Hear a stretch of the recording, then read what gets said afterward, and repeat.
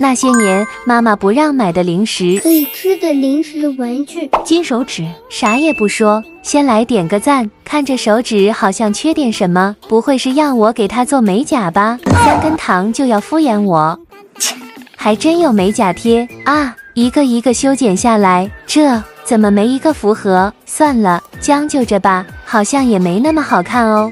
烦死了！纹身糖，不知道你们有没有吃过？看到这个图案，我就有点好奇，不会真的吃了会贴舌头上吧？先弄点水来试试。咦，泡一泡，图案都掉色了。虽说是糯米纸，你真的敢吃吗？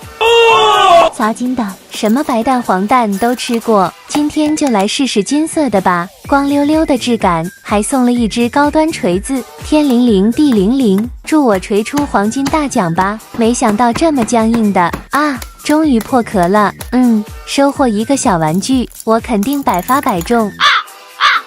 继续砸呀砸，破了个大洞口，喜提小车一辆，我50块钱买了这6个蛋，这下好了，卡住了，呵呵，臭袜子捏捏，气死我啦！不给我来点惊喜的话，我立马搭飞机找老板去。这玩意都没人玩了，最后一个送你们吧。秘密书包，这明明是糖果包，哪里？我打开给你看，里面满满的爱。天啊，一堆零食还狡辩。妈，这是橡皮擦呢，不信我擦你看看。呵，我去看评论就知道。